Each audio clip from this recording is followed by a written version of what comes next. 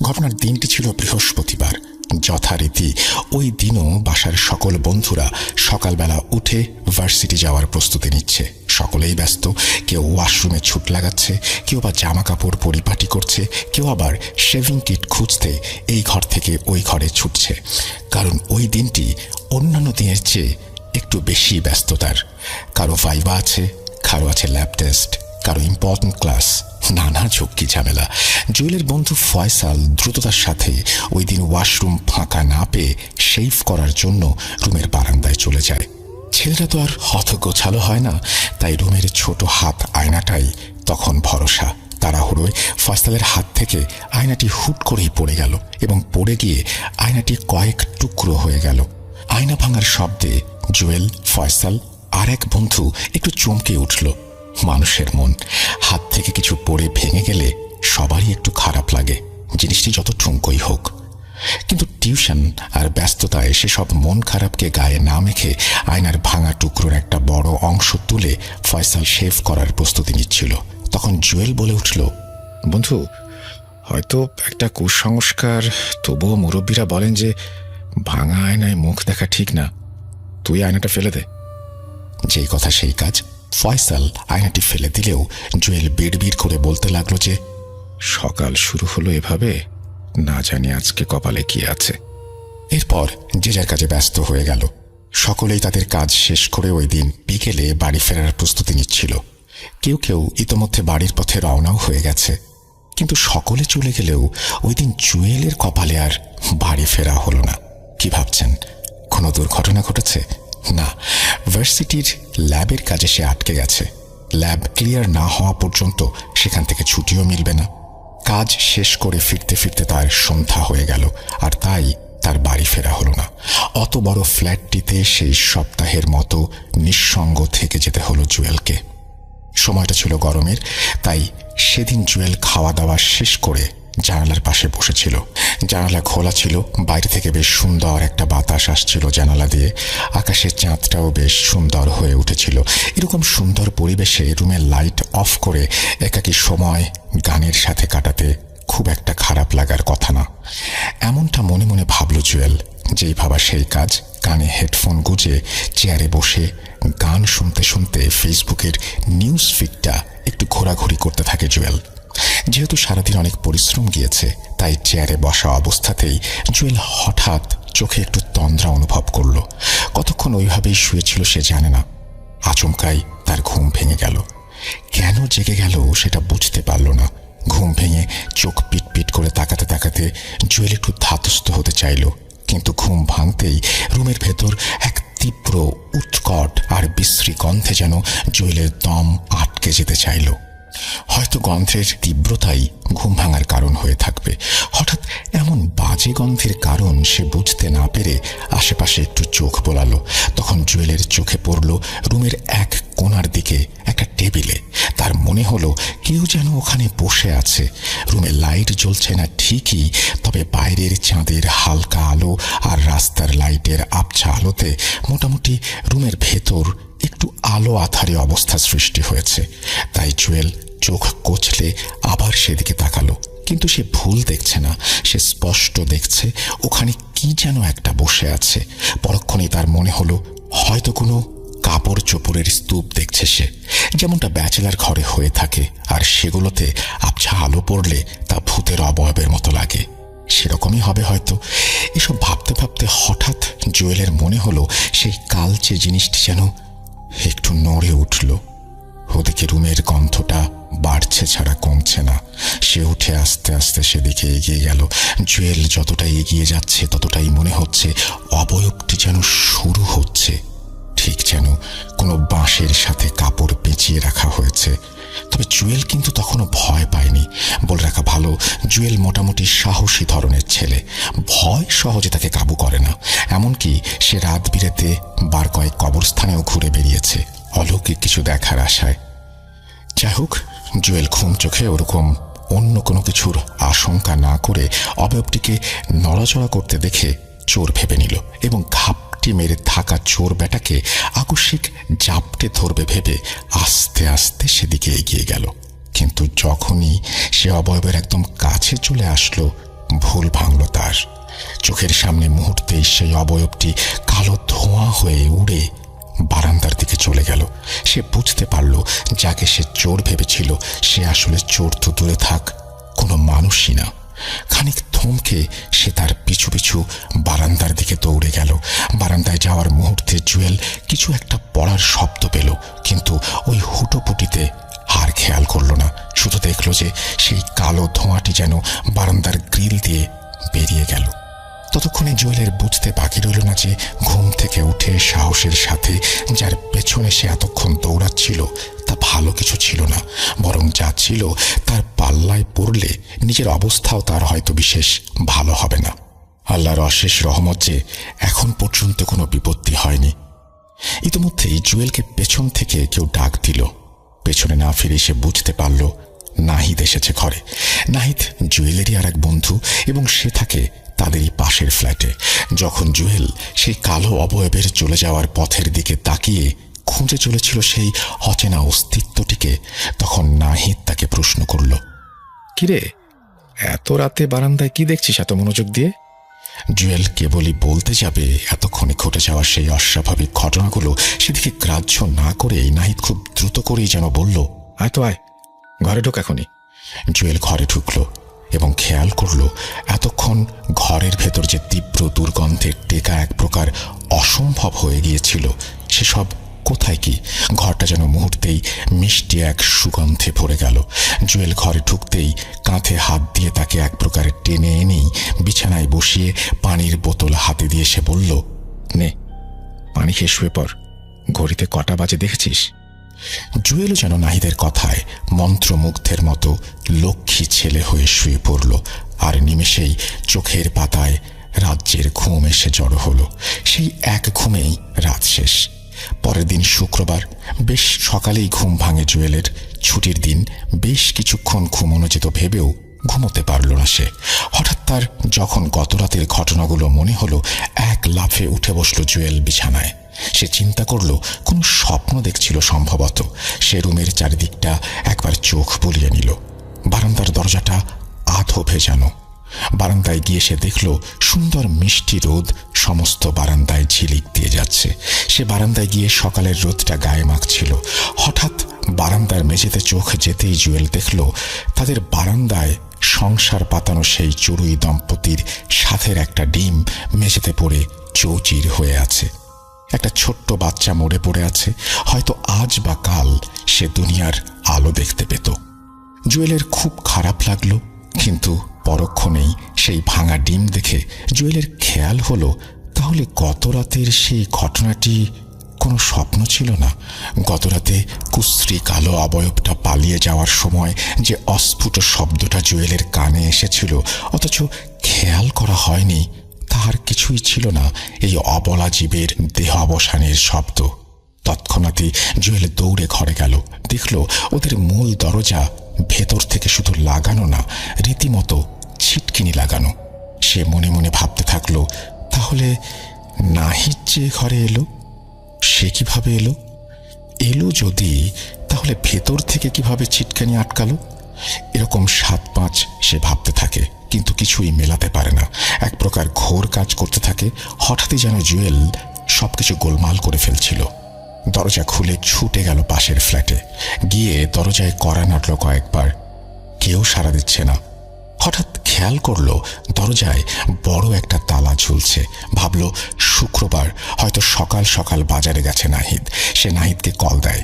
Nahid call ধরতেই হড়বড় করে জুয়েল জিজ্ঞেস করে, তুই গতরাতে যখন আমার রুমে আসলি আমার দরজা কি খোলা ছিল? তুই আমাকে ঘুম পাড়িয়ে দিয়ে যদি বের হয়ে গেলি তাহলে ভেতর থেকে দরজা লাগালি কি করে? এক নাগারে কথাগুলো বলে যাচ্ছিল জুয়েল। সব কথা শুনে মিনিট খানিক চুপ থেকে নাহিদ জুয়েলকে বলল, বন্ধু, সকাল সকাল কি ভুল ভাল খেয়েছিস নাকি কিছু? কি বলছিস সব উল্টাপাল্টা? আমি কখন গেলাম তোর ঘরে? আমি তো গতকাল বিকেলে ভার্সিটি থেকে সরাসরি বাসায় চলে এসেছি। মুহূর্তেই জুয়েলের যেন পায়ের নিচ থেকে মাটি সরে গেল। জুয়েল ভয় পেয়ে এমনটা করছিল তা ঠিক নয়, কিন্তু কবরস্থানে অদৃশ্য কিছু দেখার আশায় ঘুরে বেড়ানো ছেলেটার কাছে সবকিছুই তখনও স্বপ্নের মতো মনে হতে থাকে। আসলে বিষয়টা এরকম যে আমরা সবাই একটু আধটু মনের মধ্যে এরকম অদৃশ্য কিছু দেখার ইচ্ছা পোষণ করি, কিন্তু যখন এগুলো আমাদের সাথে ঘটে যায় বা ঘটে, আমরা ঘোরের মধ্যে পড়ে যাই বইকি। জুয়েল ফোন কেটে দিল। নাহিদ বার দুয়েক তাকে কল দিল, কিন্তু জুয়েল হতভম্ব হয়ে নিজের ঘরে গিয়ে আদ্যপান্ত সবকিছু ভাবতে থাকলো। গতরাতে কে ছিল ওই কালো বাঁশের মতো চিকন অবয়ব? কি চাইছিল সে তার কাছে? আর কেনই বা পালিয়ে গেল? আর কেই বা এসেছিল নাহিদের রূপ নিয়ে? অনেক প্রশ্ন তার মনে ঘুরপাক খেতে থাকে সেদিন। সে ওই মুহূর্তে ব্যাগ গুছিয়ে বাড়িতে চলে যায়, কারণ পুরো ফাঁকা ফ্ল্যাট এবং সমস্ত ফ্লোরে একা থাকা আর সে নিরাপদ মনে করেনি। 2 দিন পর সে রুমে ফিরে আসে, কিন্তু তার কোনো রুমমেটকে সেই সব ঘটনা শেয়ার করেনি, পাছে তারা ভয় পায়। যদিও নাহিদ তাকে পরে জিজ্ঞেস করেছিল, কিন্তু সে স্বপ্ন দেখেছে বলে কথাটা এড়িয়ে যায়। তারা মাস কয়েক পরেই হলে সিট পেয়ে যায়, কিন্তু যে কয়দিন তারা ওই বাসায় ছিল সেই কয়দিন আর সেখানে কোনো সমস্যা হয়নি। পরে হলে উঠে অবশ্য জুয়েল বন্ধুদের সাথে ঘটনাগুলো শেয়ার করেছিল। এখানে একটু বলে রাখি, জুয়েল যখন ছোট ছিল এক জ্যোতিষী তার মাকে বলেছিল যে জুয়েলের রাশিতে এমন একটা গুণ আছে যার কারণে কোনো খারাপ অশরীরই তাকে কখনো কোনো ক্ষতি করতে পারবে না, এমনকি কাছেও আসবে না। হয়তো এজন্যই খারাপ অবয়বটি সেদিন জুয়েলকে দেখেই ছুটে পালিয়েছিল।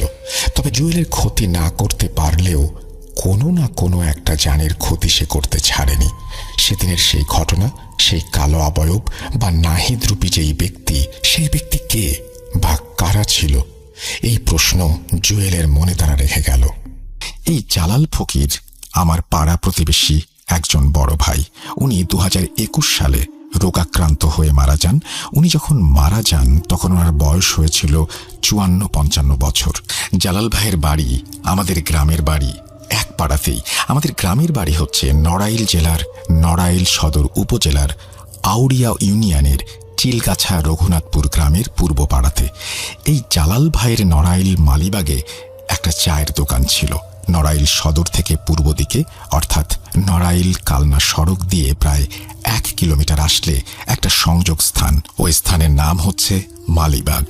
ওই স্থানটাতে এসে রাস্তাটা 2 ভাগে ভাগ হয়েছে, অর্থাৎ ইংরেজি ওয়াই অক্ষরের মতো। একটা রাস্তা নড়াইল খুলনা যশোরের দিকে চলে গেছে, আর একটা নড়াইল সদরের দিকে। রাস্তাটার বর্ণনা দেওয়া জরুরি, ঘটনা বুঝতে সুবিধা হবে। যাই হোক, মালিবাগ থেকে আরও 1 কিলোমিটার পূর্ব দিকে আসলে আমাদের নাকশি মাদ্রাসা বাজার। এই মালিবাগ থেকে একটু পূর্ব পাশে রয়েছে একটা শতবর্ষী বটগাছ, আর ওই বটগাছের পাশে রয়েছে একটি বোরিং। বোরিং হচ্ছে আমাদের আঞ্চলিক ভাষা। এর অর্থ যেখান থেকে মোটর বা শ্যালো মেশিন দিয়ে পানি তুলে ফসলের মাঠে পানি দেয়া হয়, কেননা রাস্তার উত্তর পাশে অনেক ফসলি জমি রয়েছে। যাই হোক, নাকশি মাদ্রাসা বাজার থেকে আমাদের পাড়া ও জালাল ভাইয়ের বাড়ি আসতে যে রাস্তাটা ব্যবহার করা হয় সেটার একটু বর্ণনা দেয়া যাক। বাজার থেকে জালাল ভাইয়ের বাড়ির দূরত্ব 1 কিলোমিটার বা তার একটু বেশি হবে। বাজার থেকে শুরু করে 300 মিটার পূর্বে হচ্ছে হাজিবাড়ি, তারপর শিকদার বাড়ির পারিবারিক কবরস্থান, যেটা রাস্তার দক্ষিণ পাশে রয়েছে এবং রাস্তার একেবারে সাথে মেশানো। কবরস্থান পার হবার পর 50 মিটার পূর্বে হচ্ছে একটা ছোট পুল বা কালভার্ট। কালভার্ট পার করে 100 মিটার ফাঁকা জায়গা, তারপর রাস্তার 2 পাশে ঘন জঙ্গল। এই জঙ্গলটা বেশ বড়, আর সেখানে তখন কোনো বসতি বাড়ি ছিল না। রাস্তার উত্তর পাশ দিয়ে একটা ছোট আড়া বা খাল বয়ে গেছে, আর খাল থেকে উঠলে জঙ্গল শুরু উত্তর দিকে। এইটা মূলত একটা নদী ছিল যেটা মরে গেছে। এই জঙ্গলের ভেতর দিয়ে আধা কিলোমিটার আসার পরে পড়বে একটা 3 রাস্তার মোড়। মেইন রাস্তা যেটা দিয়ে আসলে সেটা মোড় ঘুরে দক্ষিণ দিকে চলে যায়। এই 3 রাস্তার মোড়কে শেয়ালমারা খোয়ার বলে, এবং সেটাকে শেয়ালমারা খোয়ার বলার কারণ হচ্ছে সেখানে খোয়ার বা ফাঁদ পেতে বাঘ মারা হয়েছিল। আগের দিনের মানুষ বাঘকে বড় শেয়াল বলেও ডাকত। তো এই শেয়ালমারা খোয়ার থেকে একটু পূর্ব পাশে আমাদের পূর্ব পাড়া শুরু, আর দক্ষিণে বারুইপাড়া। 3 রাস্তার মোড় থেকে কাঁচা রাস্তা শুরু, যেটি ধরে আমাদের পাড়া ও জালাল ভাইয়ের বাড়ি যাবার পথ। অর্থাৎ মেইন রাস্তা থেকে নেমে কাঁচা রাস্তা দিয়ে সোজা প্রায় 400 মিটার ভেতরে জালাল ভাইয়ের বাড়ি। 3 রাস্তার মোড় থেকে নেমে কাঁচা রাস্তার শুরুতে রয়েছে আর একটা বটগাছ, তবে সেটা অনেক ছোট। ওই বটগাছের পূর্ব পাশে অর্থাৎ বাড়ির দিকে আসতে রয়েছে 2টো তেঁতুল গাছ। গাছ দুটো রাস্তার 2 পাশে ও বেশ পুরনো। জালাল ভাইয়ের বাড়ির কাছে রয়েছে আমাদের একটা পুরনো আম গাছ। আশা করি রাস্তাটা সম্পর্কে একটা ধারণা পেয়েছেন। এবার মূল ঘটনায় যাওয়া যাক।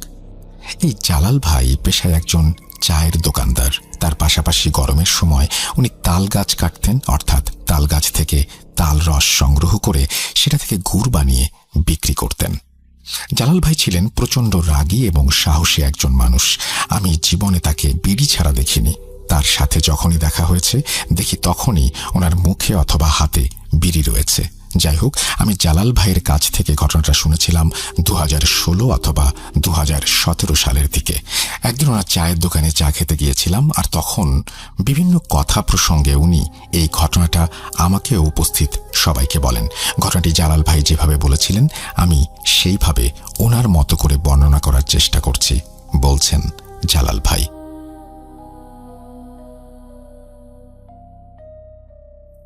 রাতে বাড়ি ফেরার সময় অনেক সময় দেখা যায় গাছের ওপর থেকে কিছু দুষ্টু জিন বা পিশাচ মানুষের শরীরে জল বিয়োগ করে। ওই জিনকে শায়েস্তা করার একটা পদ্ধতি রয়েছে, যেটা তোমরা হয়তো জানো না। একদিন আমার এক প্রতিবেশী গৌরঙ্গ, যিনি আমাদের গ্রামের বারুইপাড়ার বাসিন্দা, ওনারা মূলত হিন্দু, আর ওনাদের বারুই বলার কারণ হচ্ছে ওনাদের মূল ব্যবসা ও পেশা হচ্ছে পান চাষ। আর এই পান চাষ ব্যবসার সাথে জড়িত থাকার কারণে তাদেরকে আমরা বারুই বলে ডাকি।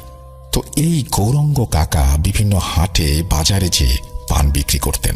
হাট শেষ করে বাড়ি ফিরতে ফিরতে তার অনেক রাত হয়ে যায়। আনুমানিক 2002 অথবা 2003 সালের দিকে একদিন রাতে গৌরাঙ্গ কাকা পান বিক্রি করে বাজার করে বাড়ি ফিরছিলেন। তার সাথে ছিল কিছু পান যেগুলো বিক্রি হয়নি, আর কিছু তরি তরকারি ও মাছ। গৌরাঙ্গ কাকা সাইকেল চালিয়ে গুনগুন করে গান গাইতে গাইতে বাড়ির দিকে আসছিলেন। তখন গরমের সময়, রাত আনুমানিক 11টা হবে। বারুইপাড়ার গ্রামের একদম মাঝখানে চারপাশে রয়েছে জঙ্গল।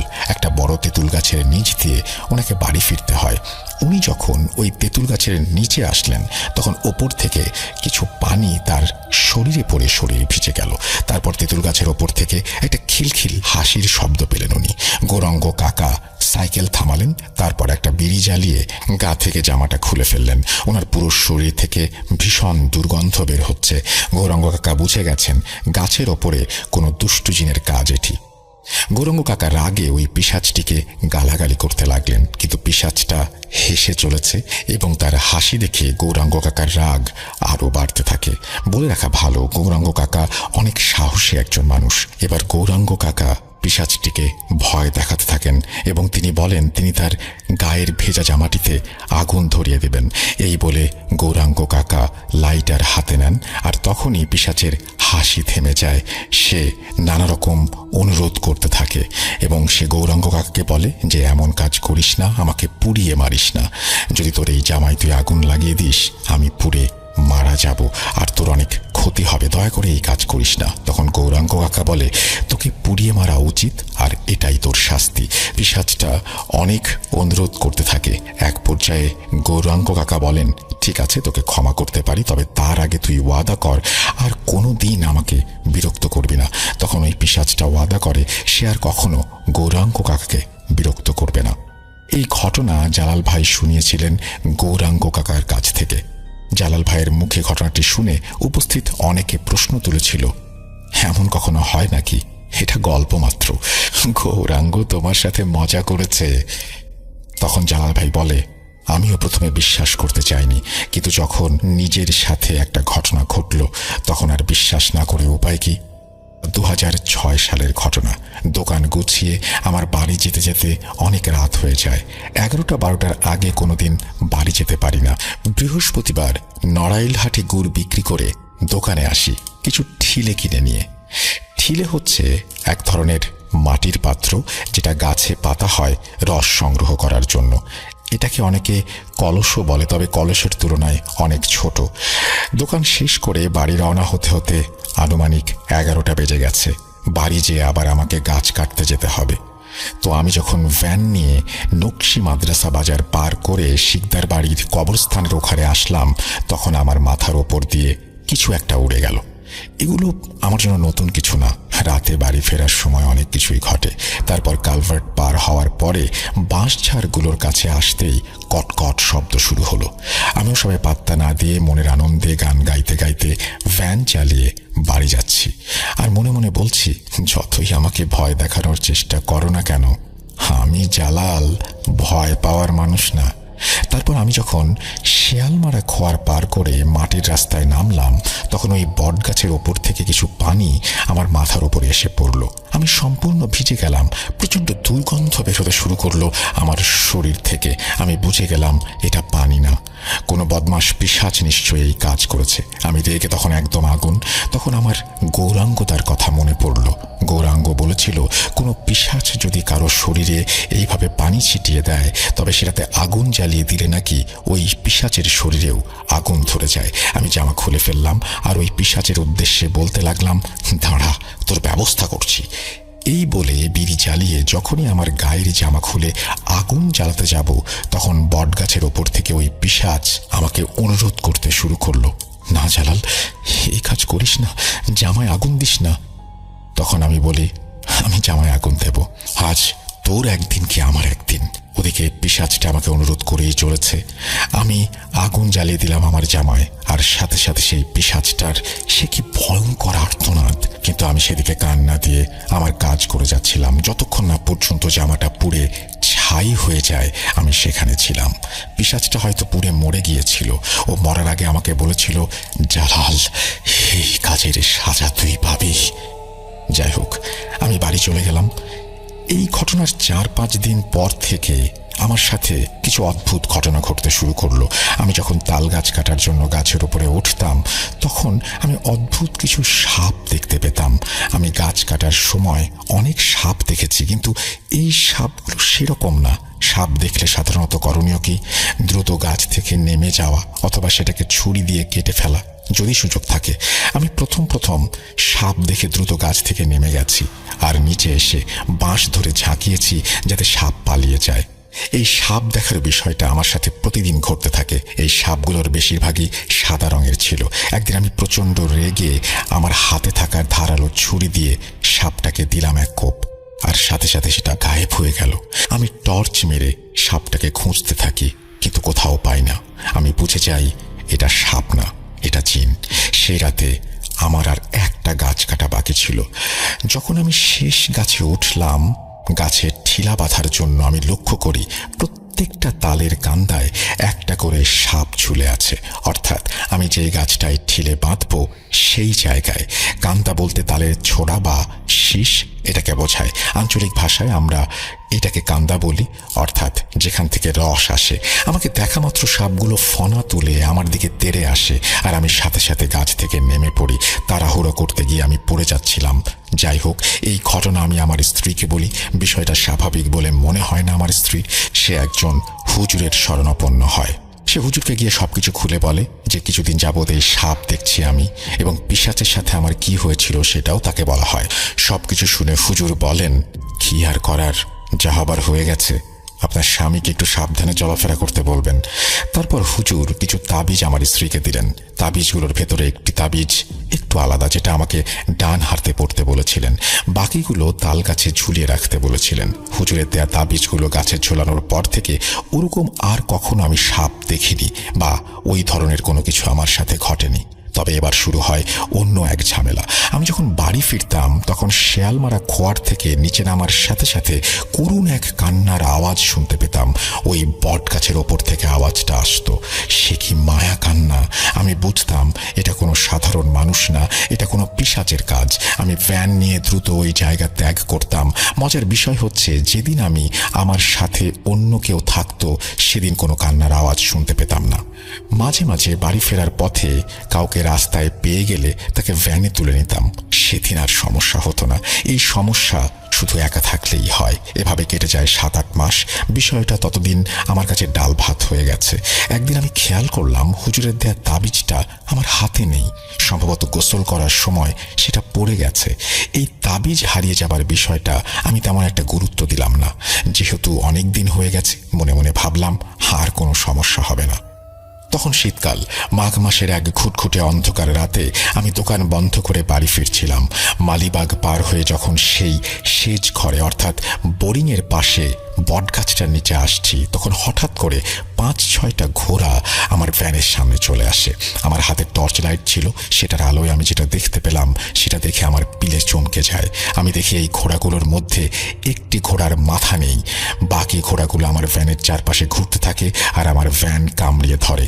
আমি ভয় পাচ্ছিলাম, কিন্তু ওখানে থাকলে আমার বিপদ হবে এই ভেবে আমি সামনে এগোনোর চেষ্টা করি, কিন্তু এগোতে পারছি না। একটা জিনিস লক্ষ্য করলাম, সেটা হলো ঘোড়াগুলো আমার চারপাশে ঘুরলেও আমার কাছে আসতে পারছে না। ওরা আমার ভ্যানের পেছনের দিক থেকে ভ্যানের বডি কামড়ে ধরে আছে, কিন্তু সামনে আসছে না। আমি নিশ্চিত হলাম যতক্ষণ আমার হাতে জ্বলন্ত বিড়ি আছে ততক্ষণ ওরা আমার কোনো ক্ষতি করতে পারবে না। আমি তখন ভ্যান থেকে নেমে আমার একটা বিড়ি জ্বালিয়ে 2 হাতের আঙুলের ভেতরে বিড়িটিকে গুঁজে গায়ের সব শক্তি প্রয়োগ করে সামনের দিকে এগোতে থাকলাম। এই মাঘ মাসের কনকনে শীতের মাঝেও আমি ঘেমে নিয়ে একাকার হয়ে গেলাম। এভাবে বেশ কিছুক্ষণ চেষ্টা চালানোর পর আমি কিছুটা সক্ষম হই সামনে এগোতে। এক সময় ওই ঘোড়াগুলো কোথায় যেন মিলিয়ে যায়। আমি 7-5 না ভেবে দ্রুত ভ্যান নিয়ে ছুটলাম বাড়ির দিকে। মাদ্রাসা বাজার পার হয়ে, কবরস্থান পার হয়ে যখন কালভার্টের ওপরে উঠেছি, তখন ওই ঘোড়াগুলো আবার আমার পথ আটকে ফেলে। এবার তারা একসাথে সবাই রাগে গর্জন করছে, আমার ভ্যানের চারপাশে ঘুরছে। মাথাবিহীন ঘোড়াটা আমার সামনে দাঁড়িয়ে আছে, আর সে এক বিন্দুও নড়ছে না তার জায়গা থেকে। কি করব কিছু বুঝে উঠতে পারছি না। এদিকে ঘোড়াগুলো 2 পাশ থেকে আমাকে ধাক্কা মারতে থাকে। আমি তখন শক্ত হয়ে ভ্যানের হ্যান্ডেল ধরি। ঘোড়াগুলো ভ্যান ধাক্কাতে ধাক্কাতে আমাকে সামনে নিয়ে যাবার চেষ্টা চালাচ্ছে। অনেক চেষ্টার পর এক সময় ঘোড়াগুলো আবার আমাকে ছেড়ে দিয়ে চলে যায়। আমি আবার দ্রুত ভ্যান চালাতে থাকি। শিয়ালমারা খোয়ার পার হয়ে মাটির রাস্তা দিয়ে যখনই ওই বট গাছের নিচে এসেছি, তখন মনে হলো ওই গাছের পাশ থেকে কিছু একটা বেরিয়ে গেল।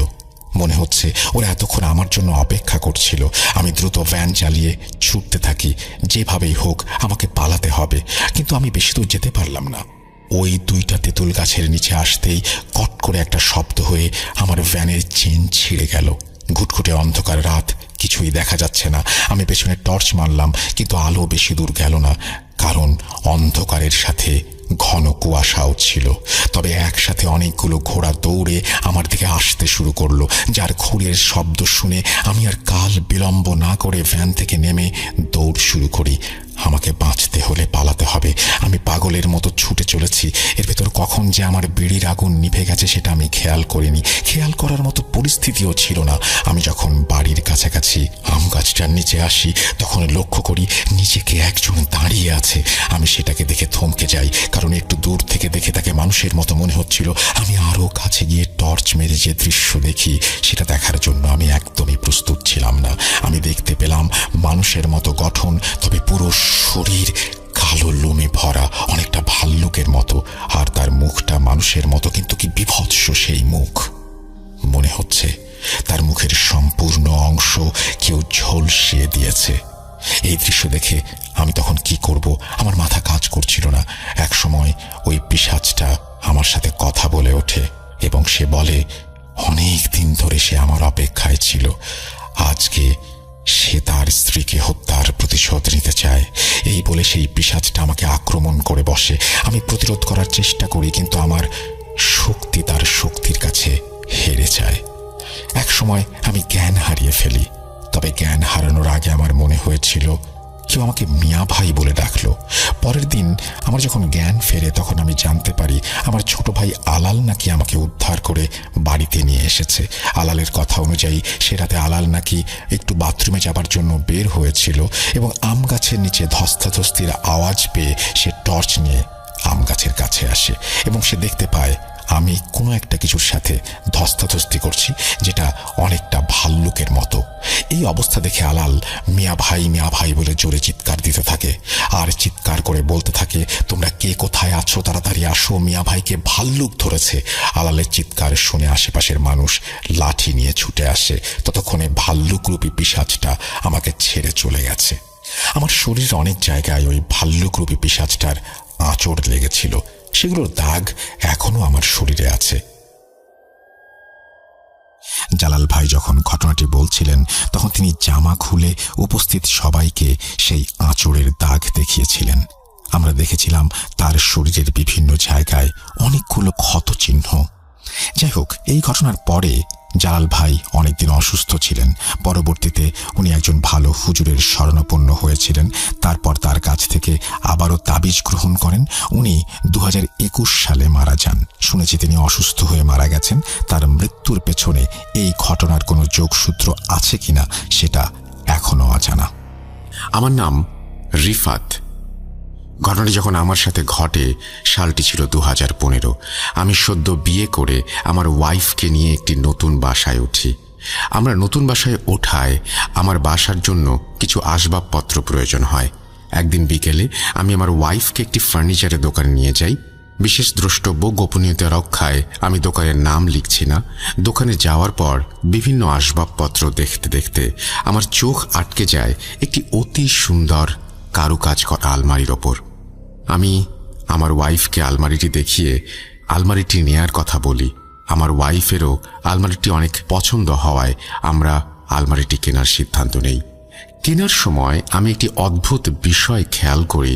আলমারিটির সৌন্দর্য অনুযায়ী যে দাম হওয়া উচিত, দোকানদার তার চেয়ে অনেক কম দামে আলমারিটি আমাকে বিক্রি করে দিল। আমিও অনেক পছন্দ হওয়ায় 7-5 না ভেবে আলমারিটি কিনে বাসায় নিয়ে আসি। এই আলমারিটি কেনা আমার জীবনের সবচেয়ে বড় ভুল হয়ে দাঁড়াবে। এই আলমারিটি যে কত বড় বিপদের মুখে আমাদের ফেলতে যাচ্ছে এটা আমি কখনো কল্পনাও করিনি। পছন্দের আসবাবটি বাসায় নিয়ে আসার পর 2-3 দিন তেমন কোনো সমস্যা হয়নি, কিন্তু মাঝে মাঝে মনে হতো আমি এবং আমার ওয়াইফ ছাড়া আমাদের বাসায় তৃতীয় কোনো একজনের অস্তিত্ব আছে। এই বিষয়টিকে আমরা এতটা গুরুত্ব দেই না। আমরা মনে করি এটা হয়তো আমাদের মনের ভুল। আমি একটি বেসরকারি প্রতিষ্ঠানে চাকরি করি। সকালবেলায় বের হয়ে যাই, আবার রাতে বাসায় ফিরি। সে কারণে আমার ওয়াইফ বাসায় সারাদিন একাই থাকে। তো একদিন বিকেলে আমার ফোনে একটি কল আসে। কলটি ছিল আমার পাশের বাসার ফ্ল্যাটের এক ভদ্রমহিলার, এবং কল রিসিভ করা মাত্রই তিনি বললেন, আপনার ওয়াইফ আত্মচিৎকার শুনতে পেয়ে আমি সাথে সাথে আপনার ফ্ল্যাটে যাই। অনেকক্ষণ যাবৎ আপনাদের দরজা নক করছি, কিন্তু তিনি দরজা খুলছেন না। আপনি তাড়াতাড়ি বাসায় আসেন। কথাগুলো শুনে অফিস থেকে তাড়াতাড়ি বাসার উদ্দেশ্যে যাত্রা শুরু করি। 5টার দিকে আমি বাসায় পৌঁছে যাই। আমার কাছে বাসার চাবি থাকায় আমি বাসার দরজা খুলে ভেতরে ঢুকতেই দেখি আমার ওয়াইফ আলমারির পাশে নিচে মেঝেতে অচেতন অবস্থায় পড়ে আছে, আলমারির দরজা খোলা অবস্থায়। আমি ওর মুখে পানি ছিটিয়ে ওর জ্ঞান ফিরিয়ে আনি এবং এরপর আমি ওকে জিজ্ঞেস করি, তুমি অজ্ঞান হয়ে গিয়েছিলে কেন, কি হয়েছিল? এরপর ও আমাকে বলতে শুরু করলো, আমি বিকেলে কাপড় গুছিয়ে আলমারিতে রাখতে যাচ্ছিলাম। আলমারিটি খোলা মাত্র আমি যা দেখলাম তা আমি দেখার জন্য প্রস্তুত ছিলাম না। আমি দেখি মানুষ আকৃতির কিছু আলমারির ভেতরে বসে আছে। সেই জিনিসটার চোখ সাদা বর্ণের, দেখে মনে হচ্ছে চোখের ভেতর দিয়ে বিদ্যুৎ বয়ে যাচ্ছে, আর সেই জিনিসটার সারা শরীরে রক্ত মাখা। আমি এটি দেখা মাত্র চিৎকার দিয়ে অজ্ঞান হয়ে যাই। আমি এসব বিষয় বিশ্বাস করতাম না। আমি আমার ওয়াইফকে বলি, তুমি হয়তো ভুল কিছু দেখেছো। আরে এরকম কোনো কিছু হওয়া সম্ভব না। আমার এই জিন ভূতের প্রতি অবিশ্বাস করা, এই জিন ভূত বলতে যে কিছু নেই, আমার এই ধারণা, এই বিশ্বাস যে আমাকে সেই রাতেই পরিবর্তন করতে হবে, আমার জানা ছিল না। ওই দিন রাতে আমি এবং আমার ওয়াইফ রাতের খাবার খেয়ে ঘুমিয়ে পড়ি। রাত আনুমানিক তখন 3:30। আমার ঘুম ভেঙে যায় একটা কান্নার শব্দে। কান্নার শব্দটি আসছিল আলমারি থেকে। পরক্ষণে আমরা দুজনেই শুনতে পাই কি যেন নারী কণ্ঠে কান্না করছে এবং কিছু একটা বলছে। হঠাৎ আলমারির দরজাটা আপনা আপনি খুলে যায়। সেখান থেকে একটি মানুষ আকৃতির কিছু বেরিয়ে আসে। ওই জিনিসটা এক নিমেষে আমার সামনে দিয়ে চলে যায়। আমাদের দুজনের গলা টিপে ধরে। আমাদের দম বন্ধ হয়ে যাওয়ার উপক্রম হয়। মনে হচ্ছিল আজকেই শেষ দিন, আর দিনের আলো দেখতে পারবো না। কিছুক্ষণের মধ্যে ফজরের আজান শুরু হয়, যেন আমাদের জীবন ফিরে পাই। ওই শয়তানটা আস্তে আস্তে বাতাসে মিলিয়ে যেতে থাকে এবং যাওয়ার সময় শুধু একটা কথাই শুনতে পাই, কেউ যেন অলক্ষ্যে বলে, মরবি, তোরা মরবি। ওই দিন সকালে আমি এবং আমার ওয়াইফ ওই ফার্নিচারের দোকানে যাই এবং ওই দোকানদারকে সবকিছু খুলে বলি। দোকানদার তারপর বলতে শুরু করে, আপনারা যেদিন আমাদের কাছ থেকে আলমারিটা কিনেছিলেন, ওই দিন সকালে আমরা এই আলমারিটা আরেকজনের কাছ থেকে কিনে আনি। এরপর দোকানদার আমাদের একটি ফোন নাম্বার দিয়ে বলে, এই নাম্বারে যোগাযোগ করে দেখতে পারেন। তারা হয়তো কিছু জানে, তারাই আলমারিটা আমাদের কাছে বিক্রি করেছে। এরপর আর কোনো উপায় খুঁজে না পেয়ে সেই নম্বরটিতে কল দিয়ে কিছুক্ষণ পর এক ভদ্র মহিলা কল রিসিভ করেন। এরপর আমরা তাকে জিজ্ঞেস করি, আপনি কিছুদিন আগে একটি আলমারি বিক্রি করেছিলেন? মহিলাটি হ্যাঁ বোধক উত্তর দেয়। এবার আমরা আমাদের সাথে ঘটে যাওয়া সব ঘটনাগুলো খুলে বলি। এরপর তিনি যা বলেন তা শোনার জন্য আমি মোটেও প্রস্তুত ছিলাম না। তিনি বলেন, আজ থেকে 2 বছর আগে আমাদের বাসায় 3 তলায় একজন স্বামী স্ত্রী ফ্ল্যাট ভাড়া নিয়েছিল। তারা খুব অদ্ভুত প্রকৃতির, তারা কারোর সাথে কথা বলতেন না, বাসা থেকে বের হতেন না। একদিন রাতে তাদের ফ্ল্যাট থেকে এক ভয়ানক আত্মচিৎকার ভেসে আসে। চিৎকার শুনে আমরা সবাই ওই ফ্ল্যাটে যাই। তাদের ফ্ল্যাটের দরজা ভেতর থেকে বন্ধ করা ছিল। আমরা অনেকক্ষণ দরজায় নক করতে থাকি, কিন্তু ভেতর থেকে কোনো সারা শব্দ না পেয়ে আমরা দরজা ভেঙে ফেলি। দরজা ভেঙে ফ্ল্যাটের ভেতরে যাওয়া মাত্র আমরা দেখি সেই দৃশ্য যা মানুষ দ্বিতীয়বার দেখতে চাইবে না। আমরা সকলে দেখি ওই স্বামী স্ত্রীর নিথর দেহ মেঝেতে পড়ে আছে। তাদের হাত মুচড়ে কেউ ভেঙে দিয়েছে, তাদের চোখ কেউ তুলে ফেলেছে, তাদের দেহ থেকে সব রক্ত শুষে নেওয়া হয়েছে। এরকমভাবে হত্যা করা হয়েছে যে সেটা কোনো মানুষের দ্বারা করা সম্ভব না। ওই রাতে বাসায় পুলিশ এসে বাসার প্রতিটি লাশ উদ্ধার করে। ওই স্বামী স্ত্রীর বাসায় একজন কাজের মেয়ে ছিল, তৃতীয় লাশটা ছিল তাকেও ঠিক একইভাবে হত্যা করা হয়েছিল। এরপর পুলিশ তদন্ত করে, কিন্তু কোনো রহস্য উন্মোচন করতে না পারায় তদন্ত বন্ধ করে দেয়। এরপর আমাদের ওই ফ্ল্যাট কোনোদিন ভাড়া হয়নি, কিন্তু মাঝে মধ্যে ফ্ল্যাট থেকে নানান শব্দ শোনা যেত। এর মধ্যে তাদের পরিবার পরিজন কেউ আমাদের সাথে যোগাযোগ করেনি। আমরা এরপর সিদ্ধান্ত নেই তাদের বাসার সকল কিছু বিক্রি করে দেব। তিনি এই বলে তার কথা শেষ করেন। তার মুখে এসব কথা শুনে আমার পায়ের নিচ থেকে মাটি সরে যায়। এরপর আমি সিদ্ধান্ত নেই আজ আমাদের বাসায় আমরা যাব না, আমরা আমাদের বন্ধুর বাসায় যাব। এরপর আমি এবং আমার ওয়াইফ আমার বন্ধু করিমের বাসায় যাই। এরপর করিমকে আমাদের সাথে ঘটে যাওয়া সকল ঘটনা একে একে খুলে বলি। করিম সব ঘটনা শুনে আমাকে একটি ভালো কবিরাজের সন্ধান দেয়। আমি এবং আমার বন্ধু করিম ওই বিকেলেই কবিরাজের সঙ্গে দেখা করতে তার আশ্রমে চলে যাই। আশ্রমে বেশ কিছুক্ষণ বসে থাকার পর কবিরাজের সঙ্গে আমাদের দেখা করার সুযোগ হয়। তার সাথে দেখা করে আমার এবং আমার ওয়াইফের সাথে ঘটে যাওয়া সকল ঘটনা আমি একে একে বলি। শুনে তিনি আমাদের আশ্বস্ত করেন তিনি আমাদের বাসায় কাল আসবেন। সেদিনের মতো আমিও আমার বন্ধু আশ্রম থেকে বাসায় চলে আসি। সেদিন রাতে আমার এবং আমার ওয়াইফের সাথে একটি অদ্ভুত বিষয় ঘটে যায়। আমরা দুজনেই অদ্ভুত স্বপ্ন দেখতে শুরু করি। স্বপ্নে ওই শয়তান আমাদের বলতে থাকে, তোরা পালিয়ে যাবি কোথায়? তোরা যেখানেই যাস কোনো লাভ হবে না, তোদের রক্ত চুষে খাবো। এসব দেখে আমার ঘুম ভেঙে যায়। ঘুম থেকে উঠে দেখি ফজরের আজান হয়েছে। ঠিক তখনই আমার ফোনে একটি কল আসে। কলটি ছিল কবিরাজের আশ্রম থেকে। কবিরাজ বলে যত তাড়াতাড়ি সম্ভব আমাকে তার সাথে দেখা করতে হবে। আমি আর করিম তখনই কবিরাজের সঙ্গে দেখা করতে চলে যাই। এরপর কবিরাজ আমাদের যা বলেন সেসব কথা শুনে আমরা রীতিমতো ভয়ে ঠান্ডা হয়ে যাই। তিনি বলেন, ওই আলমারিটি কিনে তোমরা মৃত্যুকে আহ্বান জানিয়েছ। ওই আলমারিটি একটি খবিশ জিনের বাসস্থান। জিনকে সে আলমারিতে একটি বাক্সের মধ্যে বন্দী করে রাখা হয়েছিল। জিনটির প্রধান চাহিদা হলো মানুষের রক্ত। তুমি যে স্বামী স্ত্রীর কথা আমাকে বলেছিলে, তারা ভয়ঙ্কর কালো জাদু চর্চা করত। তারা তাদের বিভিন্ন অসাধু কাজ সাধনের জন্য ওই জিনকে বন্দী করে। তারা কালো জাদুতে এতটা পারদর্শী না হওয়ায় ওই জিনটি মুক্ত হয়ে যায় এবং একে একে তাদের সবাইকে মেরে ফেলে। কিন্তু মৃত্যুর আগ মুহূর্তে তারা ওই জিনটিকে একটি বাক্সে বন্দী করতে পেরেছিল। এজন্য ওই জিন কারো কোনো ক্ষতি করতে পারেনি। কিন্তু তোমার স্ত্রী বাক্সটা খুলে ওই জিনকে আবার মুক্ত করে দিয়েছে। বাক্সের কথা শুনে আমি রীতিমতো অবাক হয়ে যাই। বাক্সের ব্যাপারে আমার কোনো কিছু জানা ছিল না। কবিরাজ আবারও বলেন, এই জিনকে আর বন্দী করা সম্ভব হবে না, তবে একটি উপায় আছে, ওই জিনকে মেরে ফেলতে হবে, তাহলেই সব সমস্যার সমাধান হয়ে যাবে। আমি আমার বন্ধু করিম কবিরাজকে তার শিষ্যকে নিয়ে যাই আমাদের বাসায়। কবিরাজ বাসায় প্রবেশ করা মাত্র বাসার মধ্যে ভূমিকম্প শুরু হয়ে যায়, আর কেউ চাপা গলায় বলতে থাকে, এসেছিস তোরা? কবিরাজ এরপর একটি বৃত্ত আঁকে আমাকে আর করিমকে সেই বৃত্তে প্রবেশ করতে বলেন, আর আমাকে সেই আলমারিটি যে রুমে আছে সেই রুমটি দেখিয়ে দিতে বলেন। এরপর কবিরাজ তার 4 শিষ্যকে নিয়ে সেই রুমে প্রবেশ করে, আর যাবার আগে আমাদের বলে যান যা কিছু হয়ে যাক আমরা যেন ওই বৃত্ত অতিক্রম না করি। কবিরাজ রুমে প্রবেশ করা মাত্রই সেই ভূমিকম্প বেড়ে চলে। 1 ঘন্টা পর হঠাৎ পরিবেশ স্থির হয়ে যায়।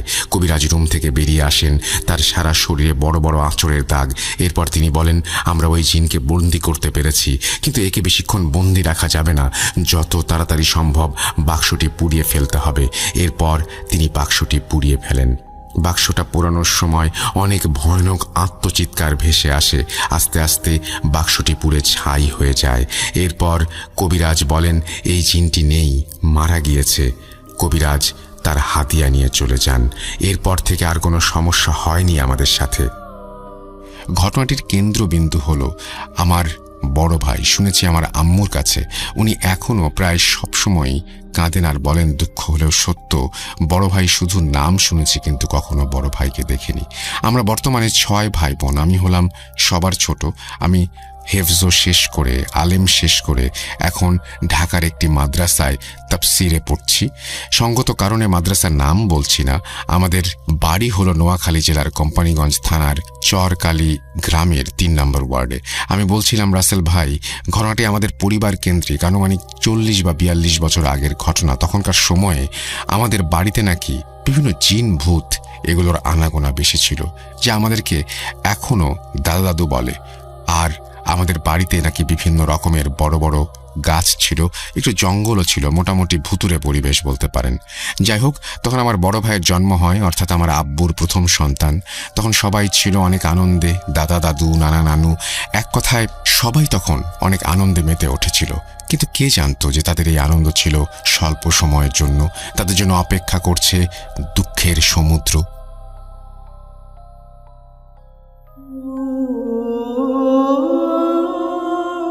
ভাইয়া জন্মের 8 কিংবা 9 দিনের মাথায় ঘটে যায় সেই হৃদয় আঁতকে ওঠা ঘটনা। তখন আনুমানিক রাত 9টা হবে। বাসায় আমার আম্মু, পাশে নানুও ছিল। আব্বু ও দাদা ভাইয়া তখন দোকানে ছিল। তখন হঠাৎ সামনের দরজায় খটখট শব্দ হচ্ছে। বুঝতে বাকি রইল না কেউ একজন আসলো। তখন আম্মু বলল, কে ওখানে? তখন আব্বুর গলার ভয়েস শুনতে পায়। তখন আম্মু গিয়ে দরজা খোলে। তখন কেউ রাতের বেলা প্রবেশ করতে চাইলে হালকা আগুনের বা হারিকেনের কাছে কিছুক্ষণ দাঁড়িয়ে অপেক্ষা করতে হতো, এরপরে প্রবেশ করতে হতো। কারণ তখনও ঘরে ছোট বাচ্চা ছিল। কোনো অশুভ জিন ভূত থাকলে তা যেন চলে যায়, যাতে করে বাচ্চার ক্ষতি না হয়। তখন আম্মু দরজা খুলে দেখলো আব্বু দাঁড়ানো, চেহারা একটু ফ্যাকাশে হয়ে আছে। আম্মু বলল, আপনি একটু দাঁড়ান, আমি আগুন নিয়ে আসছি। তখন আব্বু আম্মুর কথা শুনে বলল, ধুর, কি বলো এসব, আমার সাথে কিছু নেই। বলে রাখা ভালো, আমার সেই ভাইয়ের নাম ছিল ইলিয়াস। তখন আব্বু বলে, কই আমার ইলিয়াস, তাকে আমার কোলে দাও। তখন নানু আব্বুকে বলে, তুমি গিয়ে হাত মুখ ধুয়ে আসো, পরে ইলিয়াসকে কোলে নিও। তখন আব্বু কোনো কথা না মেনে ভাইয়াকে কোলে নিল। কোলে নিয়ে ঘরে একটু হাঁটাহাঁটি করলো, ভাইয়াকে আদর করলো। হঠাৎ আম্মুকে আব্বু বলে উঠল, দেখো বাইরে কি সুন্দর পূর্ণিমার আলো, ইলিয়াসকে নিয়ে একটু বাইরে যাই। তখন আম্মু ডেকে গিয়ে বলল, আজ আপনার কি হয়েছে? আপনি এসব কি আবল তাবল বলছেন? আপনি কেন ওকে নিয়ে বাইরে যাবেন? আপনার মন চায় তো আপনি একা ঘরের বাইরে যান, একে রেখে যাবেন। তখন আব্বু বলল, তাহলে দরজার পাশে দাঁড়িয়ে থাকি। আম্মু বলে, ঠিক আছে, দরজার পাশে দাঁড়িয়ে থাকুন, বাইরে যাওয়ার দরকার নেই। তখন আম্মু এক রুম থেকে আরেক রুমে যাওয়ার পরে আব্বু ভাইকে নিয়ে পেছনের দরজা দিয়ে বের হয়ে যায়। যখনই আব্বু ভাইয়াকে নিয়ে পেছনের দরজা দিয়ে বের হয়ে যায়, ঠিক তখনই সামনের দরজায় আবার খটখট শব্দ। আম্মু বলে, কে ওখানে? তখন আব্বু বলে, আমি। রাসেল ভাই, এখানে কিছু কথা বলে রাখা ভালো। আমি এতক্ষণ যে বললাম আব্বু আসলো, ভাইয়াকে কোলে নিল, উনি আসলে আমার আব্বু ছিল না। উনি হলো এক অশরীরী জিন, যা আব্বুর রূপ ধারণ করে এসেছে। উনি আদৌ আমার আব্বু নন, কিন্তু আম্মু আর নানু এটা বুঝতে পারেননি। আর ওই অশরীরী জিন কিংবা ভূত যাই বলেন, সে যখন আমার আব্বুর উপস্থিতি টের পেল, তখন সে ভাইয়াকে নিয়ে চলে গেল। তা অবশ্য আম্মু না দেখলেও নানু দেখেছে। নানু ভাবলো হতে পারে দরজার একটু বাইরে গিয়ে দাঁড়াবে। এত কিছু নানুর মাথায় আসেনি। তখন জিনটা ভাইয়াকে নিয়ে পেছনের দরজা দিয়ে বের হলো, আর সামনের দরজায় আব্বু আওয়াজ দিচ্ছে। তখন আম্মু আর নানু শক খেলো, একটা মানুষ এত তাড়াতাড়ি কিভাবে 2 জায়গায় থাকতে পারে। পরে আম্মু বলল, আপনি সেখানে গেলেন কখন? আপনি না এখানে ছিলেন? আব্বু আম্মুকে বলল, তুমি সব কি বলো? আমি কখন আসলাম? কি আবোল তাবোল বলছো? এগুলো বলতে বলতে আম্মু যখন দরজা খুললো তখন দেখলো আব্বুর কোলে ভাইয়া নেই। তখন আম্মু বলে, কি ব্যাপার, ইলিয়াস কোথায়? ইলিয়াস কোথায়? আব্বু কোনো কিছু বুঝতে পারলো না। আব্বু আম্মুকে বলল, আমি ইলিয়াসকে কোথায় পাবো? আমি তো এইমাত্র দোকান থেকে আসলাম। কি বলছো এইসব? আম্মু বলল, এইমাত্র আপনি আসলেন, এসে ইলিয়াসকে কোলে নিলেন, এখন বলছেন আপনি কিছু জানেন না? বিশ্বাস করেন রাসেল ভাই, তখনই যে কি অবস্থা। আব্বু বুঝছে না আম্মুর কথা, আম্মু বুঝছে না আব্বুর কথা। তখন আম্মুর মাঝে শুরু হয় কান্না জড়িত তুমুল বাকবিতণ্ডা। কিন্তু নানু দেখলো ওই অশরীরী জিনটা যে ভাইয়াকে নিয়ে চলে গেল। তখন নানু বলল এই কথা শুনে আম্মু একটা চিৎকার দিয়ে সেন্স হারিয়ে ফেলে। এবার শুরু হয় চিল্লাচিল্লি আর কান্নাকাটির শোরগোল। আমাদের বাড়িটা বেশ বড়, এমন চিৎকারে আর শোরগোল শুনে সবাই জড়ো হয়ে যায়। তখন কারো বুঝতে বাকি রইল না এটা অশরীরী জিন বা ভূত ছিল যা আব্বুর ফেস ধরে এসেছিল। আমার ভাইয়াকে নিয়ে গেল। তখন সবাই মিলে অনেক খোঁজাখুঁজি করে, কিন্তু কোথাও আমার সেই অবুঝ ভাইটিকে পাওয়া গেল না। অনেক কবিরাজ খোনারের কাছে শরণাপন্ন হয়, কিন্তু কোনো লাভ হয়নি। তারা কোনো উপায় বের করতে সক্ষম হয়নি। রাসেল ভাই, এই ঘটনা এতটুকুতে শেষ করতে পারলে ভালোই হতো, দুঃখ লাঘব হতো। কিন্তু ভাগ্যের কি নির্মম পরিহাস, ঘটনা আরেকটু বাকি আছে, যার জন্য কেউ প্রস্তুত ছিল না। যখন আমরা সবাই খোঁজাখুঁজি করে না পেয়ে কান্নাকাটি করে ঘুমিয়ে গেছি, তখন ভোর রাতে মুয়াজ্জিনের আজান শুনে আম্মুর ঘুম ভেঙে যায়। আম্মু নামাজ পড়তে থাকে। তখন অজু করতে বের হবে। তখন আম্মু এমন সময় এমন ঘটনার সাক্ষী হবে তা কখনো কল্পনাও করতে পারেনি। আম্মু যখন দরজা খুলে বের হয়ে প্রথম পা দিল, তখন আম্মু ওই পা মাটিতে পড়ল না, পড়ল আমার সেই ভাইটির ওপরে। আম্মুর পায়ে জুতা ছিল, তাই বুঝতে পারিনি পায়ের নিচে কি পড়ল। আম্মু যখন হ্যারিকেন নিয়ে আসলো, তখন আলোতে ভেসে উঠল আমার পিচ্ছি ভাইটার মৃত লাশ। রাসেল ভাই, আপনি একটু চিন্তা করুন আমার আম্মুর কি অবস্থা হলো। আম্মু তখন এত কিছু ভাবছিল না ভাইয়ার মৃত নাকি জীবিত। আম্মু তো ভাইয়াকে পেয়েই শুধু আদর করছে। তখন তাড়াতাড়ি ঘুম থেকে উঠে এলো আম্মুর পাশে। সবাই দেখছে ভাইয়া মারা গেছে। রাতের সব শীত যেন ভাইয়ার সেই পিচ্ছি শরীরের ওপর দিয়ে বয়ে গেছে, হাত পা যেন জমে গেছে।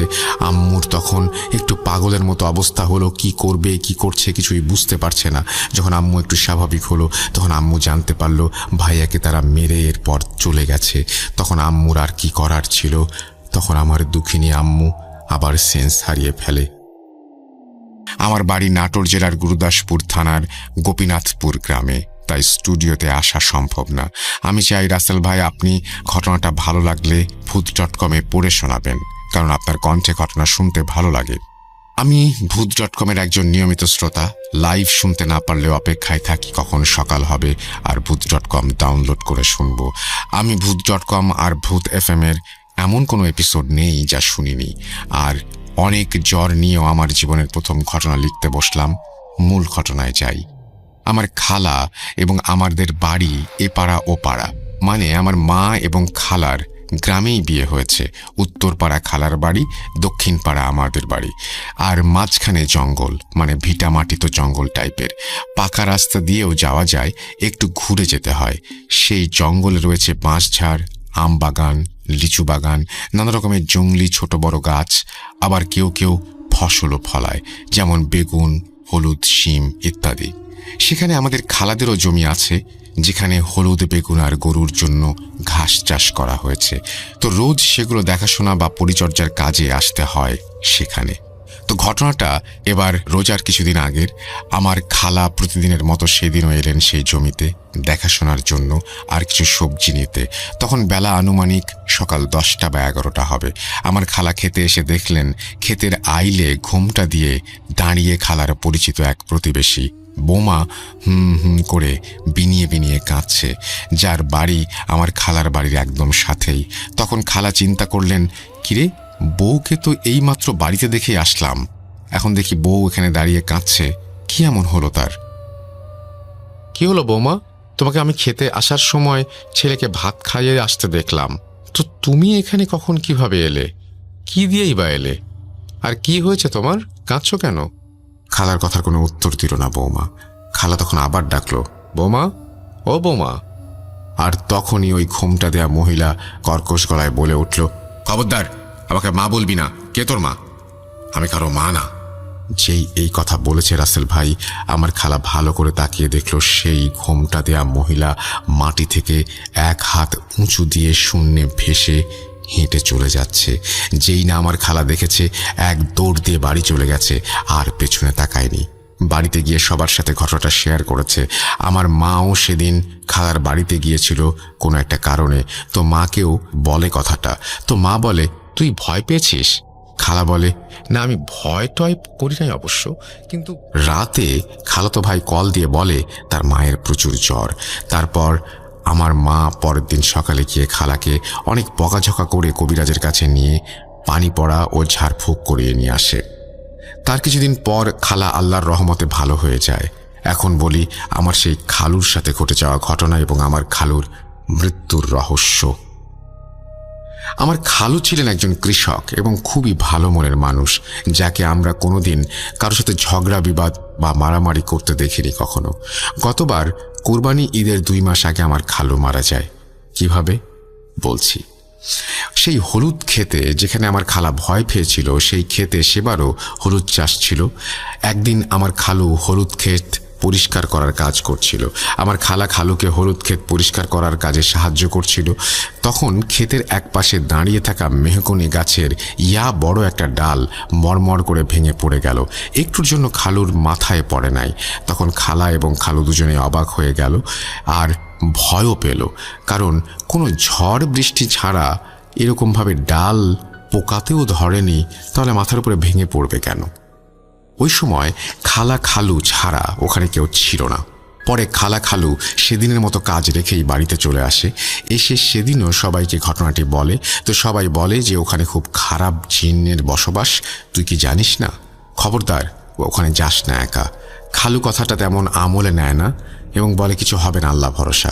যাই হোক, তার কিছুদিন পর খালু আবার সেখানে কাজে যায় এবং কাজ করতে করতে সন্ধ্যা হয়ে যায়। এক পর্যায়ে খালু বাড়িতে চলে আসে। এসে হাত মুখ ধুতে গিয়ে খেয়াল করে তার স্যান্ডেল কোথায়। তখন সন্ধ্যা গড়িয়ে গেছে, মাগরিবের আজান হয়ে গেছে। আর রাসেল ভাই জানেন তো, গ্রামে মাগরিবের আজানের পর রাত নেমে আসে। তারপর যদি হয় জঙ্গল, তাহলে কেমন হতে পারে? বিদঘুটে অন্ধকার। তখন খালুর মনে পড়ল তিনি তো স্যান্ডেল হলুদ খেতে রেখে চলে এসছেন। আবার গেলেন স্যান্ডেল আনতে সেই জঙ্গলের ভেতর হলুদ খেতে এবং নিয়েও আসলেন এবং খালাকে বললেন, এই শুনেছ, স্যান্ডেল আনতে গিয়ে তো একটা কাজ হয়েছে। আমি অবশ্য ভয় করিনি। কিন্তু কি ঘটেছে সেটা না বলেই তিনি চলে যান। খালা মাছ দিয়ে ভাত রান্না করেছে। খালু সেদিন আর কোথাও গেলেন না ঘুরতে, তাড়াতাড়ি খেতে বসলেন এবং খাওয়া দাওয়া শেষে খালাকে বললেন, আমাকে ধরে ওঠাও, আজ আমি অনেক খেয়ে ফেলেছি। এই বলে মজা করছিলেন। খালা শুনে রাগ করে বললেন, খাওয়ার পর এসব কি কেউ বলে? খালু হাসতে হাসতে ঘুমোতে চলে গেলেন। এক সময় রাত 9টা-10টার দিকে খালুর ঘুম ভেঙে যায় এবং বমি হতে থাকে। অনেক অসুস্থ হয়ে পড়েন তিনি। তখনই সিএনজি ডেকে নাটোর সদর হাসপাতালে নেয়ার পথে খালু মারা যায়। কিন্তু খালুর সাথে সেদিন সন্ধ্যায় কি হয়েছিল বা তিনি কি দেখেছিলেন সেটা আজও অজানাই রয়ে গেল। কিন্তু আমরা নিশ্চিত যে খালু ভয় পেয়েই মারা গেছেন, না হলে তিনি কেনই বা ভয়ের কথা বলবেন? খালুর মৃত্যুর পর আর খালার ভয় করার কিছুদিন আগেও ওখানকার একজন লোক, যার নাম মান্নান, ওই লোকও ওখানে দিনের বেলায় ওই ঘোমটা দেয়া মহিলাকে দেখে ভয় পেয়ে মরতে বসেছিল। অনেক চিকিৎসার পর সে সুস্থ হয়। অনেকেই বলে, বিশেষ করে আমার মা বলে, ওই জায়গায় নাকি অনেক বড় পুরনো একটা তেঁতুল গাছ ছিল। ওই গাছে ভয়ানক কিছু বাস করত, যা এখনও দিনের বেলাতে দেখা যায়। ওখানে আরও অনেকেই অনেক কিছু দেখেছে বা এখনও দেখে। দরদ মাখা কণ্ঠে নিজের স্ত্রীকে ডাক দেয়, কই গো মাহিনের মা, বাজারটা রাখো। দরজা খুলে পারভিন বেগম তড়িঘড়ি করে এসে ব্যাগ হাতে নেয়। তারপর বলে, আসতে এত রাত হলো যে? ছেলেটাকে নিছেন সাথে? আমার তো চিন্তা হচ্ছিল। যান, হাত মুখ ধুয়ে আসেন, আমি খাবার দিচ্ছি। ফাহিম কই? ও খেয়ে শুয়ে পড়েছে। আচ্ছা, তাহলে হাত মুখ ধুয়ে আসছি। গ্রামে এক নির্জন প্রান্তে বাবুল মিয়ার বাড়ি। টিন শেড বাড়ির উঠোনে হরেক রকম ফল ফলাদির গাছ। বাড়ির সামনে রাস্তা, আর রাস্তার পাশেই কবরস্থান। প্রতিবেশীদের ঘর খানিকটা দূরেই, তাই এদিকে লোকজনের আনাগোনা একটু কম। 2 ছেলে মাহিন, ফাহিম আর স্ত্রী পারভিনকে নিয়ে সুখের সংসার বাবুল মিয়ার।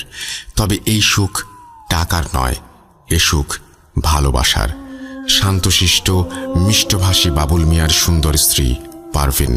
2 যুগ ধরে তারা যুগলবন্দী। সংসারে অর্থ কষ্ট থাকলেও ভালোবাসার কাছে তা নিতান্তই তুচ্ছ। অভাব থাকলে ভালোবাসা নাকি দৌড়ে পালায়, কিন্তু পারভিন আর বাবুলের ক্ষেত্রে তা বোধ হয় মিথ্যা।